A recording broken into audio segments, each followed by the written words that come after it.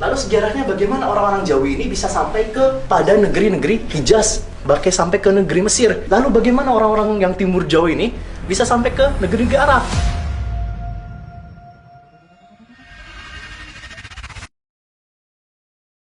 Saya di sini akan menjelaskan secara singkat, menjelaskan tentang asal muasal apa itu Jawi, pengertian daripada Jawi, lalu berangkatnya ulama-ulama Jawi itu ke daerah Timur Tengah.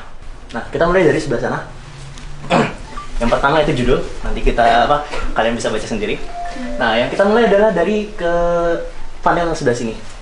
Grafis penyebaran ulama Jawi. Nah, ulama Jawi itu tersebar, kalau misalnya di sini, yang di peta ini, tersebar dari Patani sampai ke Makassar. Tapi ini hanya ringkasan dari apa yang kenyataannya. Kenapa? Karena banyak sekali ulama-ulama Jawi yang bahkan jauh daripada semenanjung Indochina di sana. Jadi lebih jauh lagi di atas sana, di daerah Vietnam bahkan, atau yang dulu disebut dengan Campak. Nah, sampai ke daerah Biwa yang ada di Papua, di utara Papua. Nah, itu kita tidak muatkan semuanya di dalam panel ini karena keterbatasan daripada space yang kita miliki. Dan juga beberapa daripada ulama-ulama yang berada di jauh sana, itu kita tidak dapatkan naskahnya di Kairo. Akhirnya kita mendapatkan kita tuliskan yang kita dapatkan dan kita ambil beberapa contoh yang lainnya. Maka di sini kita dituliskan bahwasannya ini hanya mewakili dari seluruh daripada ulama-ulama Jawi. Jadi misalnya ada teman-teman yang tahu bahwasannya di sini ada ulama gitu kan, kok tidak dituliskan? Ya, ini hanya ringkasan saja. Jadi mohon maaf kepada yang tidak disebutkan. Nanti kalian bisa baca sendiri siapa-siapanya lebih jelas secara lanjutnya. Nah, lalu kita masuk ke panel yang kedua. Orang Jawi dan tanah airnya. Nah, tadi kan kita sudah melihat bahwasannya sedikit daripada penyemaran ulama Jawi tersebut. Lalu siapa sih ulama Jawi? Nah, di situ kan pertanyaannya. Siapa sih ulama Jawi? Apa sih Jawi tersebut? Nah, Jawi secara bahasa itu diambil dari kata Jawa. Nah, entahlah itu apakah itu nisbat kepada Pulau Jawa yang kita kenal sekarang, ataupun itu nisbat kepada penyebutan untuk daerah Nusantara kuno, Jawa Dwipa. Nah, itu entah bagaimana orang Arab mengambilnya. Tetapi kalau misalnya kita lihat di dalam peta Al-Idrisi, bahkan dalam sana pun kalau misalnya kita lihat petanya, kalian bisa searching lah di internet, map Al-Idrisi. Nah, itu dituliskan sebuah pulau ataupun kepulauan bernama Jawa. Intinya apa? Intinya sejak zaman itu bahwasanya orang Arab itu sudah berniaga ke daerah Jawa dan menyebut daerah sana tuh daerah Jawa. Ya, terjadi generalisasi daripada makna Jawa tersebut. Yang akhirnya menyebar luas. Lalu siapa sih ulama-ulama Jawi ataupun orang-orang Jawi yang dinisbatkan kepada Jawi tersebut? Nah, secara umum kita bisa simpulkan bahwasannya orang-orang Jawi adalah orang-orang yang berasal dari Asia Tenggara secara umum. Indonesia, Filipina, Malaysia, Singapura, Brunei, sampai ke Vietnam.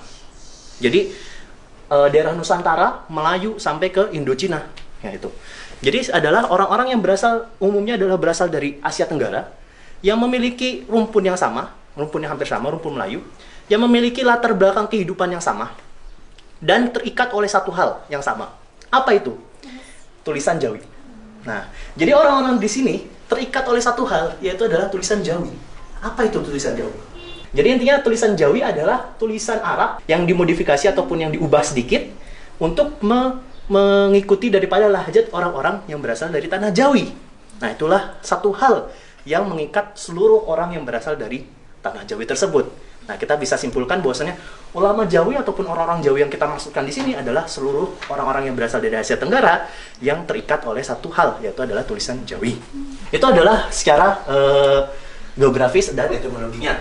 Lalu sejarahnya bagaimana orang-orang Jawi ini bisa sampai ke pada negeri-negeri Hijaz, bahkan sampai ke negeri Mesir. Lalu bagaimana orang-orang yang timur Jawa ini bisa sampai ke negeri-negeri Arab? Kan itu pertanyaan. Mereka membutuhkan waktu yang sangat panjang. Lalu kenapa bisa sampai ke sana? Kenapa orang-orang Jawa ini kan?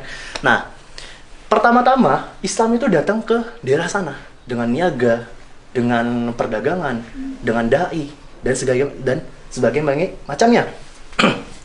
Sampai akhirnya berdirilah kesultanan-kesultanan Muslim ataupun kerajaan-kerajaan Muslim ataupun kekuasaan lainnya yang beragama Islam. Akhirnya dai mulai menyebar banyak di daerah sana. Nah, di daerah sini mulai tersebarlah kesultanan-kesultanan. Akhirnya apa? Banyaklah orang di daerah tanah Jawa ini yang menganut agama Islam. Nah, setelah orang itu berlama-lama berapa generasi keturunan beragama Islam ataupun ya akhirnya ketika orang itu sudah mulai belajar makin dalam tentang agama Islam, ada yang disebut dengan haji. Ya kan? Akhirnya orang-orang itu berhaji kemana pastinya? Berhaji ke Mekah. Nah, sekalian mereka ke Mekah, ngapain? Belajar. Nah, disitulah muncul komunitas-komunitas Jawi yang dimana mereka itu berhaji ke Mekah, lalu mereka di sana belajar, dan orang-orang yang berdagang ke Mekah ataupun ke daerah Arab lainnya. Kenapa? Karena rempah-rempah itu berasal dari tanah Asia Tenggara, lalu dibawa ke India, lalu dibawa ke Arab, lalu dibawa ke Eropa.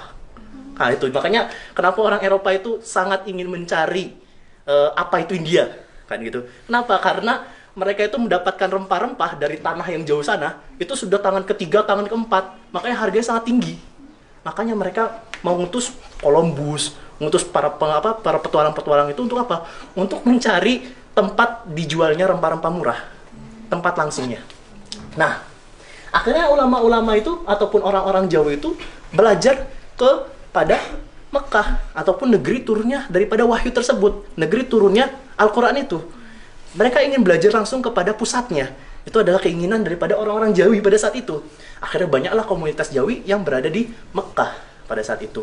Nah, lalu setelah mereka belajar di Mekah, orang-orang yang guru-guru yang berasal di Mekah itu berasal daripada negeri-negeri yang macam-macam. Ada yang dari Iran, ada yang dari Irak, ada yang dari Suriah, ada yang dari Mesir, ada yang dari Yaman, ada yang dari Maghrib. Dari mana-mana berkumpul di Mekah belajar bersama dari guru yang ini, dari guru yang itu. Nah, pada saat itu ketika kita tarik sanad keilmuannya, orang-orang pada masa itu, guru-guru besar pada masa itu yang terutama yang digurui oleh orang-orang yang berasal dari tanah Jawi, itu sanadnya berasal daripada tanah Mesir, khususnya di Al-Azhar. Akhirnya ketika guru itu sudah membereskan, mencukupkan bahwasannya kamu sudah cukup belajar kepada saya, belajarlah kepada guru saya. Kan seperti itu kan kebanyakannya, menjadikan murid satu tobako dengan gurunya. Mungkin orang-orang yang lebih orang-orang hadis lebih paham masalah ini kan. Nah, lalu ketika dia ingin belajar kepada gurunya, yang dimana gurunya itu kebanyakan ada di Mesir, akhirnya orang-orang jauh yang ada di Hijaz tadi pergi ke Mesir untuk apa? Untuk belajar kepada guru-gurunya. Nah, disitulah mulai terbentuk komunitas Jawi di Al-Azhar. Nah, salah satu orang yang tercatat bahwasannya beliau adalah orang pertama yang datang ke Al-Azhar adalah Syekh Abdul Manan di Pemonggolo. Atau yang kita bisa sebutkan bahwasannya beliau adalah kakek daripada Syekh Mahfuz Termas. Siapa Syekh Mahfuz Termas? Yang punya Hasyiatul Musi yang ada di sebelah sana, yang yang dicetak di Dadun Minhaj. Jadi beliau adalah kakeknya orang alim, anaknya pun orang alim. Nah, Syekh Abdul Manan ini berguru kepada siapa? Berguru kepada Syekh Baijuri, Imamul Akbar pada masanya. Nah, itu adalah info singkat daripada ataupun ringkasan daripada panel ini. Lalu akhirnya masuklah ke pembahasan Ruwa' Jawi dan sanad keilmuan Al-Azhar. Nah, tadi sudah dibahas bahwasannya akhirnya orang-orang Jawi itu berhasil masuk ke Mesir ataupun berhasil belajar di Mesir. Dan siapa yang tercatat? Pertama kali Syekh Abdul Manan di Pemonggolo. Nah, itulah yang tercatat. Kita tidak tahu bahwasannya mungkin aja ada lebih banyak lagi orang-orang sebelum beliau yang sudah belajar di Mesir, tapi tidak tercatat. Karena banyak sekali ulama Jawi kan ya, tapi yang tercatat adalah beliau. Nah, pada saat itu Masjid Azhar itu masih memakai sistem yang disebut dengan sistem ruwa ataupun bilik. Jadi satu bilik itu ataupun satu ruangan itu dikumpulkan daripada asal masing-masing daripada orang tersebut. Nah, contohnya adalah Ruwa' Jawi ataupun Ruwa' Syawam. Orang-orang Syam dikumpulkan dalam satu bilik disebut dengan Ruwa' Syawam. Nah, ada juga yang disebut dengan Ruwa' Jawi. Kenapa? Karena orang-orang Jawi sudah mulai berkumpul, akhirnya diberikanlah satu ruwa untuk orang-orang Jawi. Nah, di mana letak daripada Ruwa' Jawi saat ini? Kan itu pertanyaannya. Jadi kalau misalnya kita bayangkan Masjid Azhar itu tidak seperti sekarang yang luas, musholah langsung kan ya. Dulu masih banyak bilik-bilik di dalamnya. Orang tinggal, orang mutolaah di sana, orang makan di situ, orang belajar di situ, orang tidur di situ dan segala macamnya. Nah, di mana letak daripada Ruwa' Jawi saat ini di Masjid Azhar?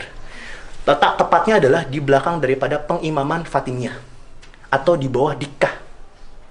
Nah, tahu tuh pengimaman Fatimiyah? Jadi ketika masuk ke Masjid Azhar, kan ada bagian bawah, ada bagian atas. Dia di bawah kan ada mimbar, ada mihrab, lalu di depan ada mihrab lagi yang ada mimbar besarnya.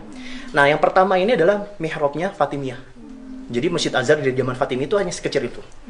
Nah, lalu ditambahkan pada zaman Utsmani, lalu setelahnya itu ditambahkan juga atasnya. Makanya itu disebut dengan Zula Fatimiyah, Zula Utsmaniyah yang atas.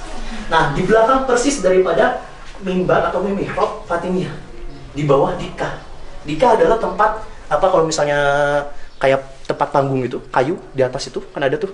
Jadi di mihrab Utsmani, lalu apa mimbarnya, lalu di atasnya ada mihrab apa ada kayak pelataran kayu di atasnya. Untuk apa? Untuk dulu itu kalau orang kan dulu belum ada mikrofon ya. Jadi orang di belakang tidak terdengar suara imam. Nah, orang di atas itu berdiri untuk melantangkan suara imam ke belakang. Yang Allahu Akbar itu. Nah, itu di bawah situ dan di belakang daripada mihrab ataupun mihrab Fatimiyah. Jadi di pojokan situ tuh. Nah, paham? Kita terbayang. Nah, nanti bisalah masuk Masjid Azhar dilihat sebelah mananya. Itu adalah letak daripada Ruwak Jawi. Nah, tetapi Ruwak Jawi ini kalau misalnya kita bisa simpulkan daripada data yang kita dapat, Ruwak Jawi itu orangnya itu sangat sedikit. Maksudnya bukan sangat sedikit, sangat banget ya, tapi sedikit.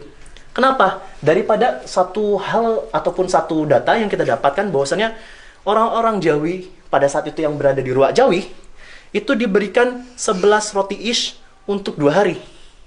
Nah, pertanyaannya, apakah roti ish pada masa itu sama seperti sekarang? Entah juga kan?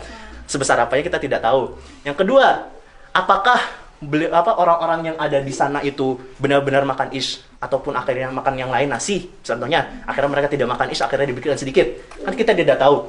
Tapi kalau misalnya secara zahirnya, kita bisa menyimpulkan bahwasanya mungkin saja sedikit lah orang-orang Jawi yang berada di Ruwak Jawi pada saat itu. Jadi mungkin saja cuman ada sekitar 20 orang. 2 orang datang, 3 orang pulang. 3 orang datang, 4 orang pulang. Nah, seperti itulah. Itu kita bisa simpulkan. Nah, di sini ada daripada tulap-tulap yang pernah belajar di Ruwak Jawi. Kalian bisa jawab sendiri siapa-siapa beliaunya.